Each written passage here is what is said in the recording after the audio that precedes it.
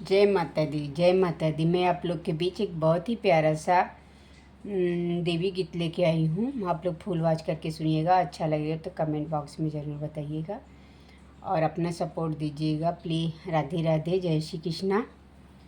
सुतल माई के जगाई कैसे, बिना दर्शन कैले घरवा जाई कैसे, बिना दर्शन कैले घर जाई कैसे।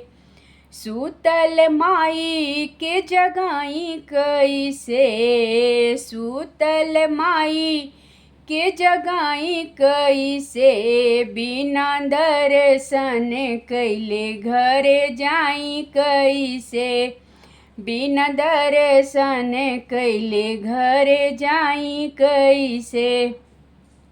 माई के जोगे हम टिकवलिया, माई के जोगे हम टिकवलिया, बिना आज्ञा कटिकवा पहनाई कैसे, बिना आज्ञा कटिकवा पहनाई कैसे, बिना दर्शन कैले घर जाई कैसे, बिना दर्शन कैले घर जाई कैसे।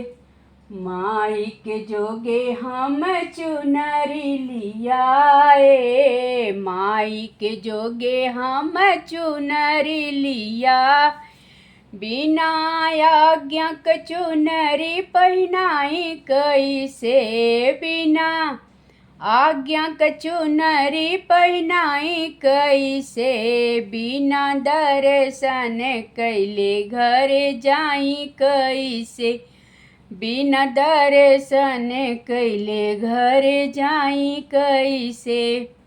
सोअल माई के जगाई कैसे, सोअल माई के जगाई कैसे, बिना दर्शन कैले घर जाई कैसे, बिना दर्शन कैले घर जाई कैसे। माई के जोगे हम नथिया लियाए, माई के जोगे हम नथिया लियाए, बिना आज्ञा क नथिया पहनाई कैसे, बिना आज्ञा क नथिया पहनाई कैसे, बिना दर्शन कैले घर जाई कैसे, बिना दर्शन कैले घर जाई कैसे। सुतल माई के जगाई कैसे, बिना दर्शन कैले घर जाई कैसे।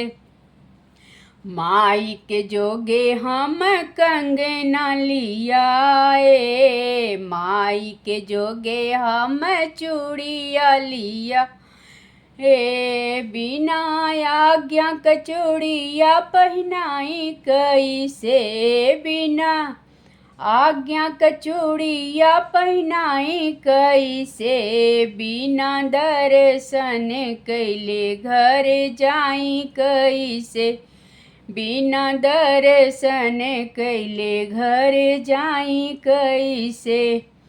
सोअल माई के जगाई कैसे, सोअल माई के जगाई कैसे, बिना दर्शन कैले घर जाई कैसे, बिना दर्शन कैले घर जाई कैसे।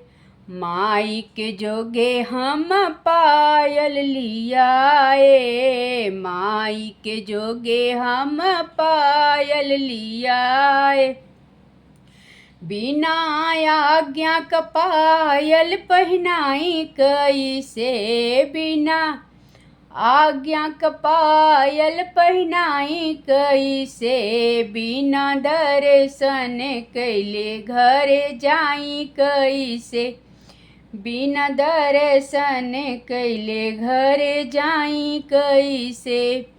सोवल माई के जगाई कैसे, सोवल माई के जगाई कैसे, बिना दर्शन कैले घर जाई कैसे, बिना दर्शन कैले घर जाई कैसे, बिना दर्शन कैले घर जाई कैसे। राधे राधे, जय श्री कृष्ण।